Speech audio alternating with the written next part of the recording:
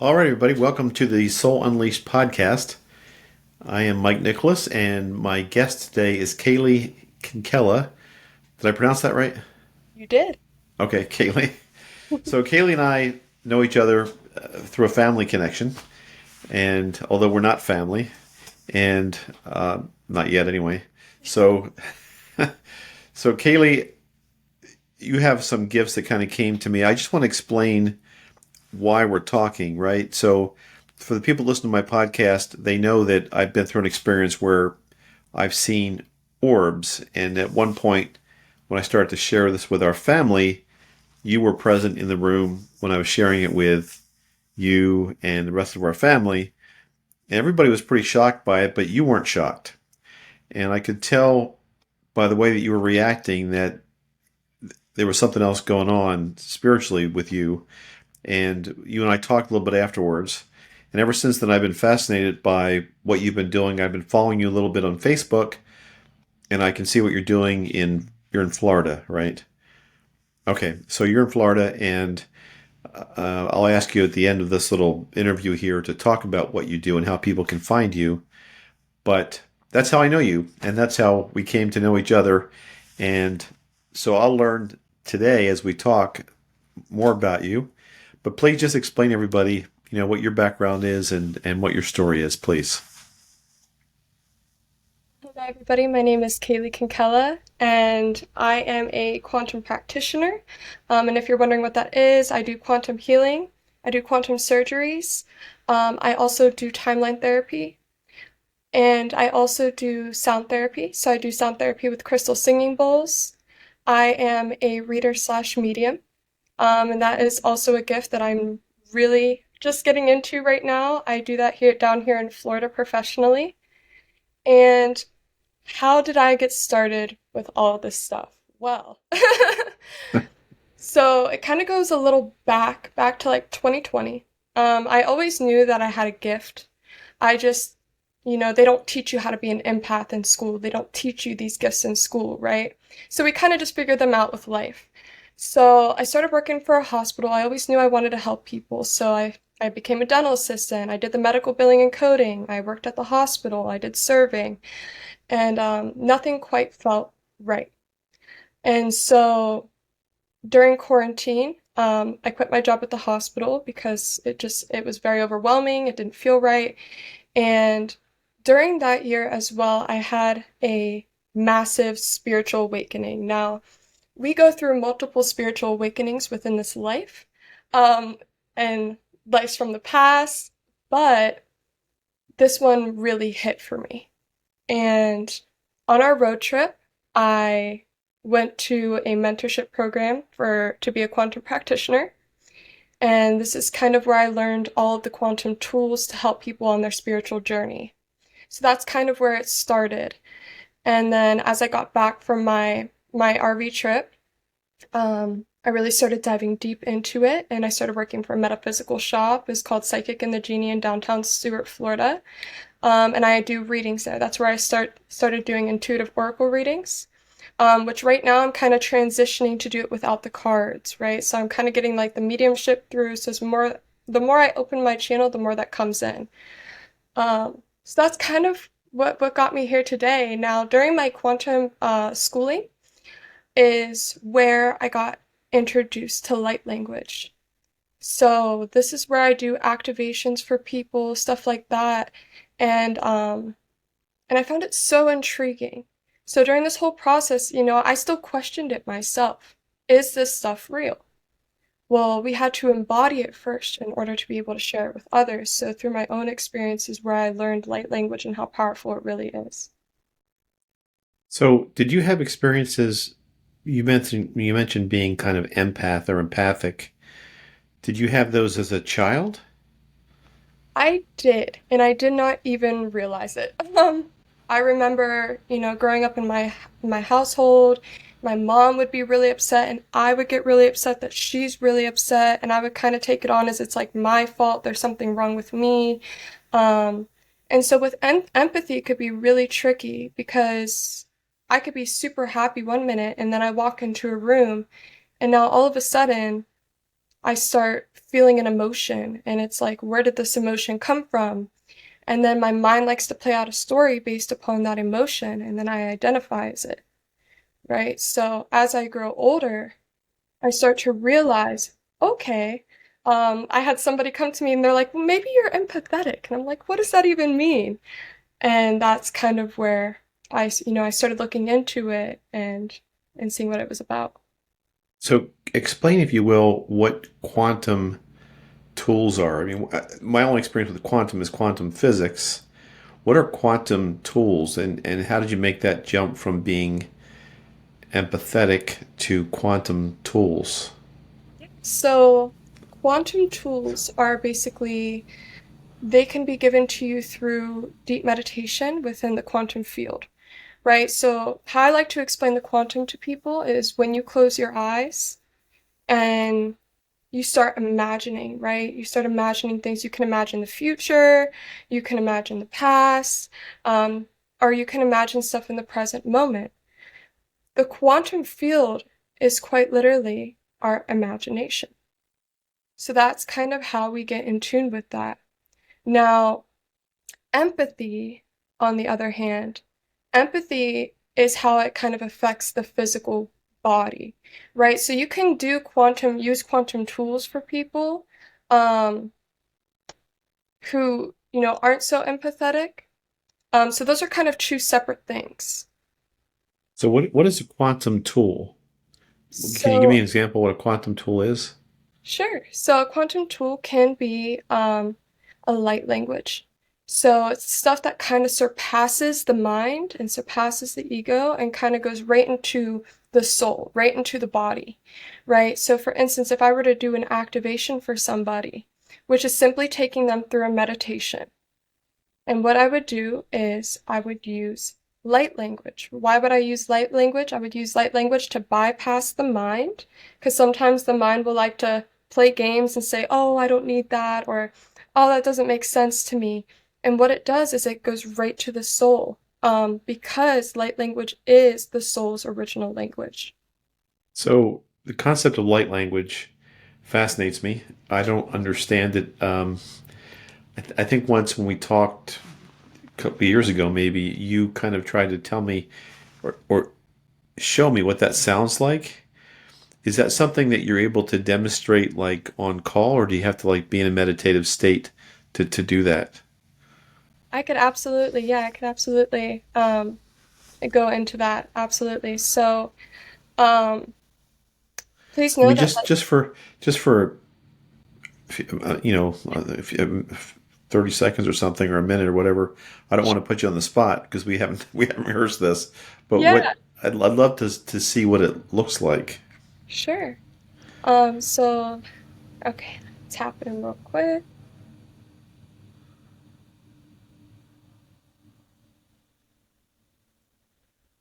Omushia shiamotoya sia shiamotoya sia shiamotoya sia liamotoya kia shiamoto to to to shiomotoya sia shiomoto hia hiamoto.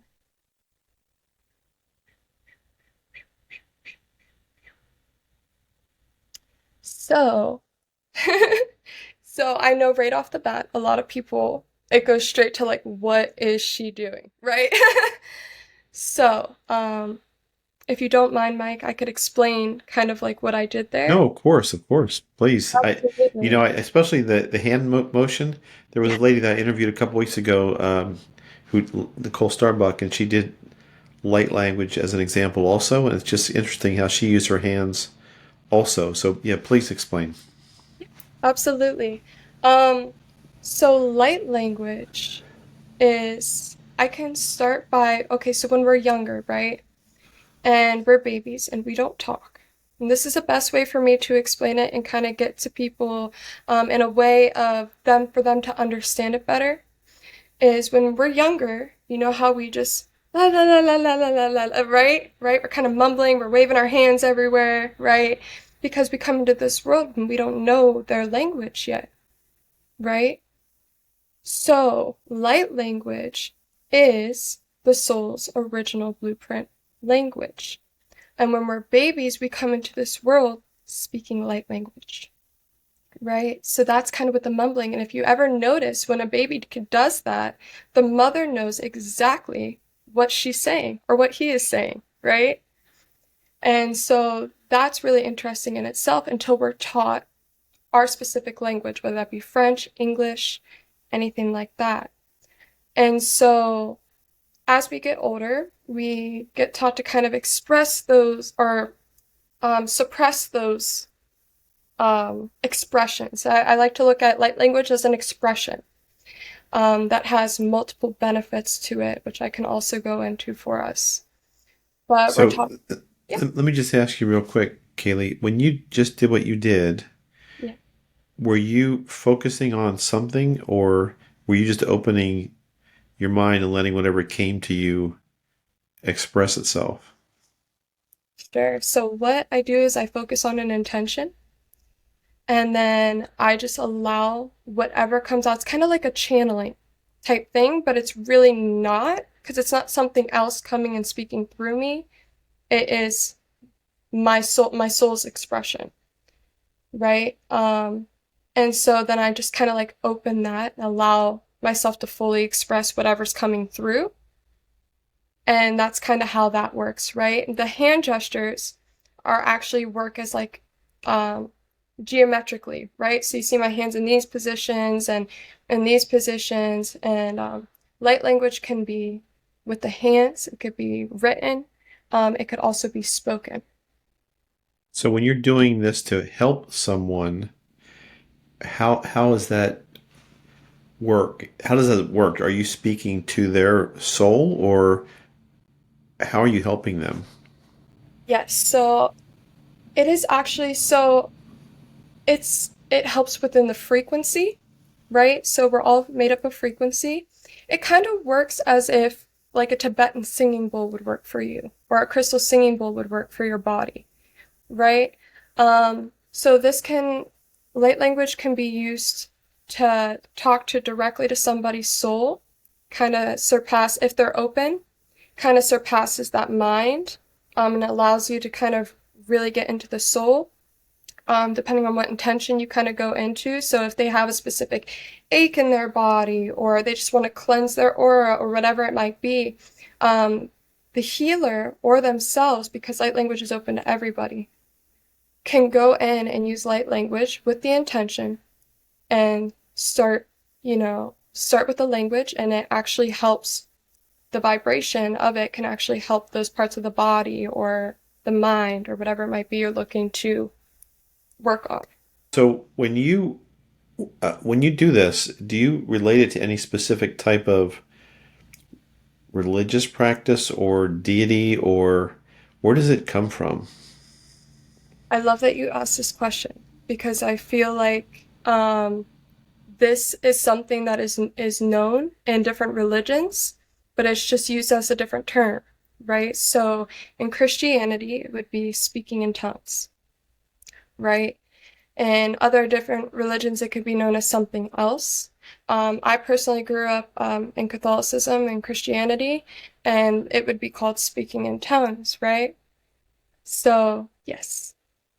Do you have since your background is Catholic and I don't know how you were raised as Catholic. I was Catholic also or still am, I guess. But did do you have a conflict at all with what you do and Catholicism?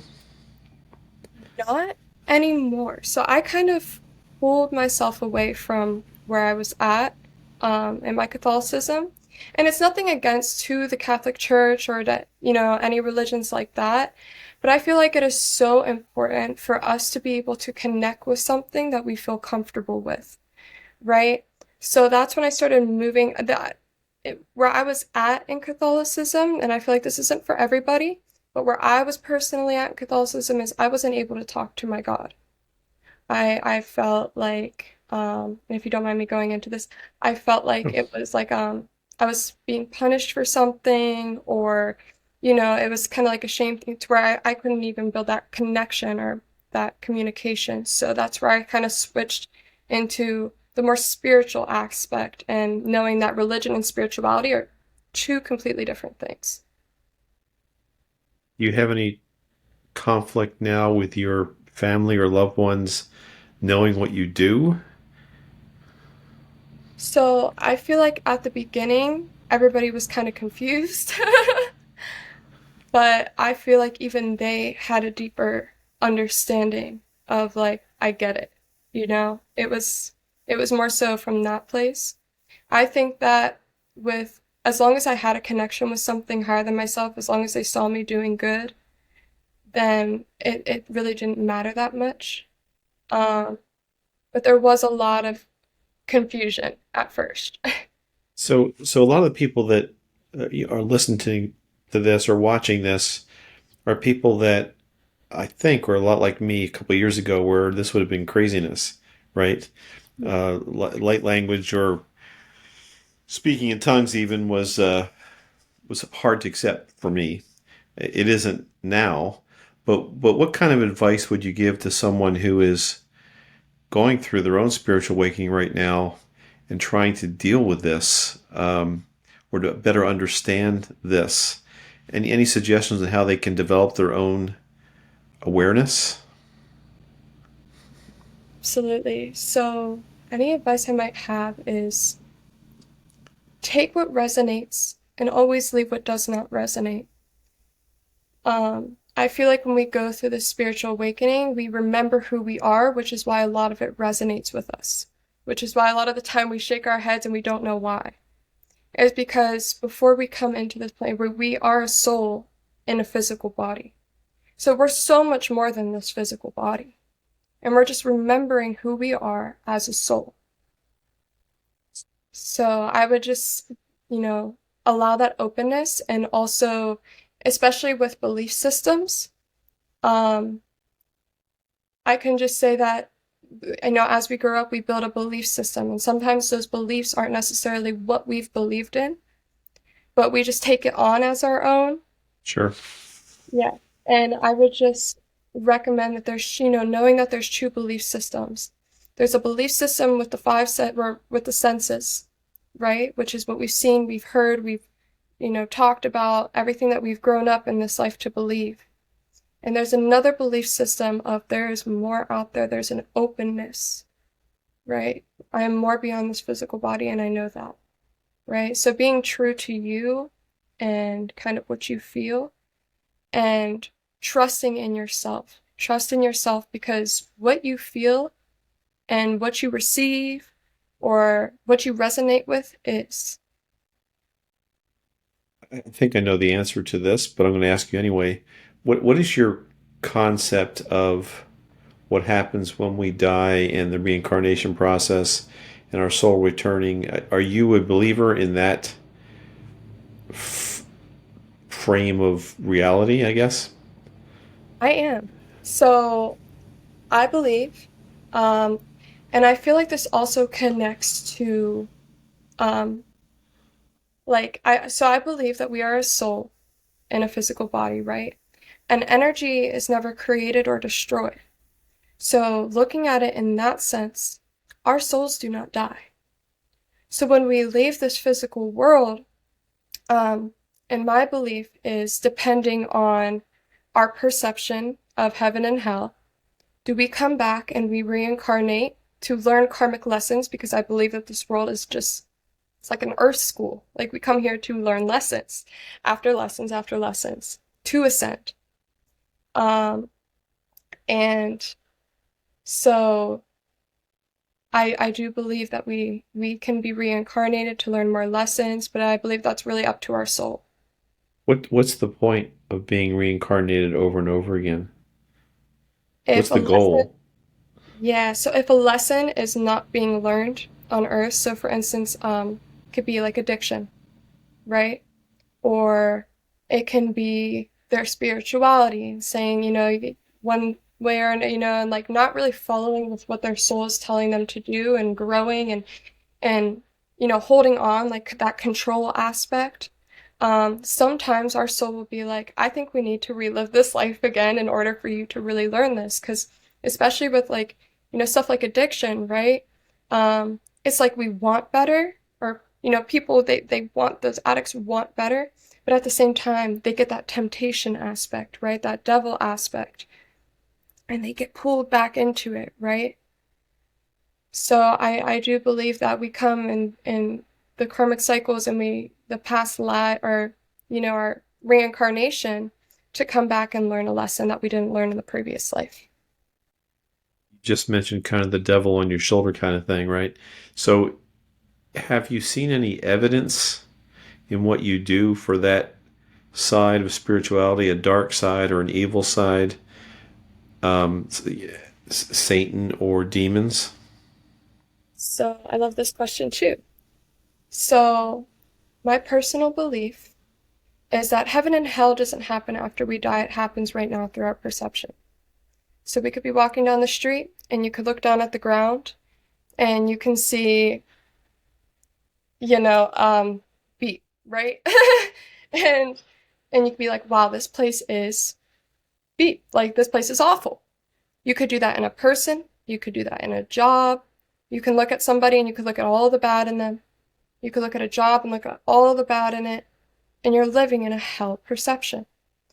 Same with heaven. You walk down the street, you look up at a tree, and you're like, wow, this place is really beautiful. You look at a person, you're like, you see all the good in them despite all of everything that they've been through.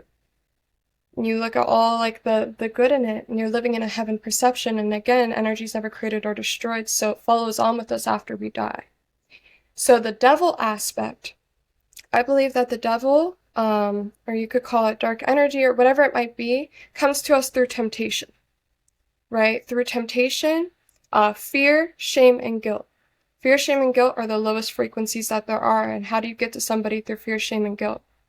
Poverty, health, like temptation. So alcohol, they call it spirits for a reason. And you're living, and that drives people to do stuff that they don't want to do. If you ever look at somebody who's drunk, or if you look at and there's, nothing wrong with it, you know what I mean? This is kind of like, you look at somebody who may be belligerent, right? And you can't even see who's in there. It's like they're not there, So I feel like this is kind of how the devil gets to us. The devil gets to us through our mind. And God talks to us through our heart, which I believe is the portal to Him. So you believe there is a devil or a Satan? I believe that there is a devil aspect, yes. Devil aspect. Yes. So I feel I call it the devil, but some people can call this a dark entity. I believe in that yin and the, right? So it's kind of the same as the devil and God, same as the yin and the yang aspect. Same as that, right? So there's always the opposing. I specifically call it the devil. Have you encountered dark energy yourself? I I have. And I have lived in it before as well. Okay. And I've lived in that, and I've lived in the temptation before, and I've experienced it. And it felt like I could not control my own body. It's like it's like the aspect of, again, it's the temptation, right? The temptation just drives you rather than, the love or gratitude kind of driving you anymore. Would it be safe to say that you don't resonate with the biblical concept of heaven and hell? That's correct. I feel like when I read, I do believe in the Bible, but I believe that it is also perception. It's how you read the Bible. It's how these characters play out in your life, right? So looking at the characters and also kind of resonating it to you. Now there's some things that I don't resonate with in the Bible. So about the heaven and hell aspect, I don't believe that, I don't resonate with that part. Okay. That's a nice way of saying I don't think it works that way, right? I mean, I Yeah. don't either, but I get it. So, back to what you do again, for just a second. So, you talked about the quantum healing part. Do you do psychic work, or how does that work? Yeah, so I do the quantum work, kind of on the side. through one-on-one sessions. I do timeline therapy, so taking people on, say if they're on a timeline and it's just not in alignment with them, I take them, help them collapse timelines and stuff like that, which I could also get What is into. that? I never heard of timeline therapy. What is that? Yeah, so timeline therapy, for instance, right? And again, this kind of resonates with the heaven and hell aspect.